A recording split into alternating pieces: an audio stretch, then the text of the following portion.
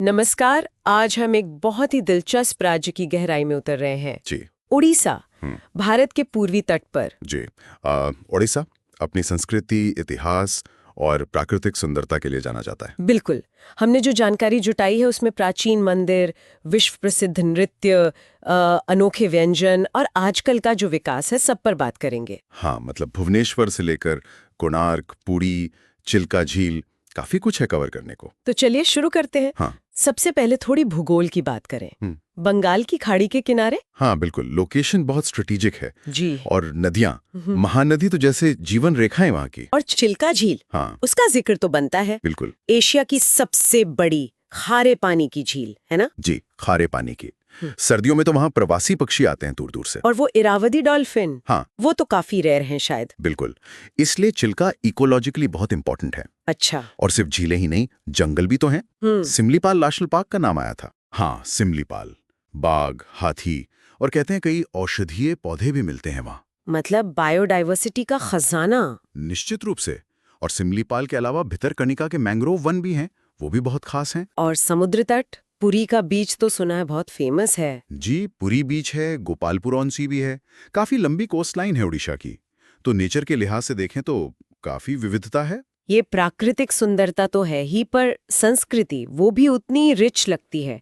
जैसे उड़ीसी नृत्य। हाँ, ओडिसी भारत के जो 8 क्लासिकल डांस फॉर्म्स हैं उनमें से एक।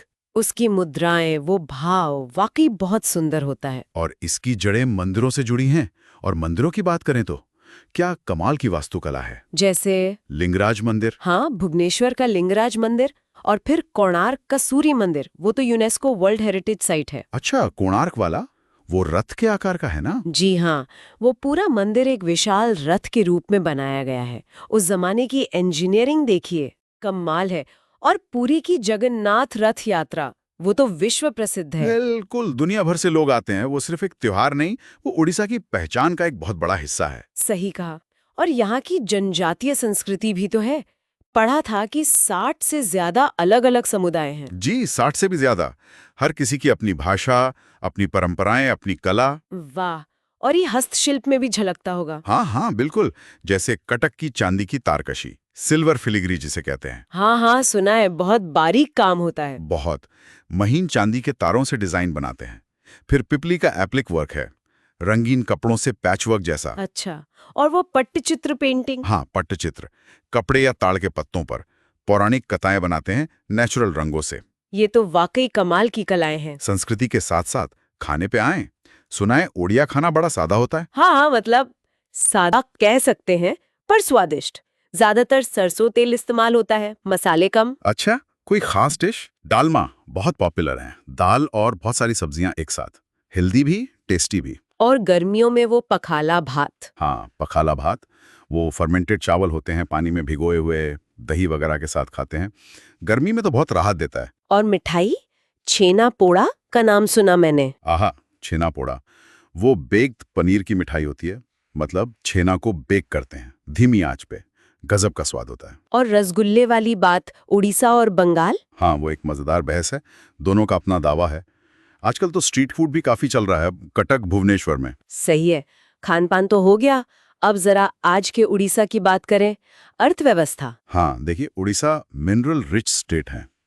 लौ अयस्क, कोयला, बॉक्साइट, ये सब काफी हैं। तो मतलब स्टील, एल्यूमिनियम, पावर जनरेशन, ये सब बड़े उद्योग होंगे। जी बिल्कुल, ये यहाँ की इकोनॉमी के मुख्य आधार हैं। और ये भी पढ़ा कि भुवनेश्वर अब आईटी हब बन रहा है।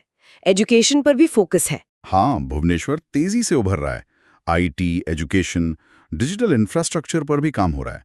सरकार मेक इन ओडिशा जैसे प्रोग्राम चला रही है निवेश लाने के लिए। अच्छा, तो मतलब औद्योगिकरण पर जोर है। जी, लेकिन बड़े उद्योगों के साथ साथ जो पारंपरिक हस्तशिल्प और हथकरघा उद्योग है ना, उनका भी ग्रामीण अर्थव्यवस्था में बड़ा योगदान है। बहुत लोगों को रोजगार मिलता है उनसे।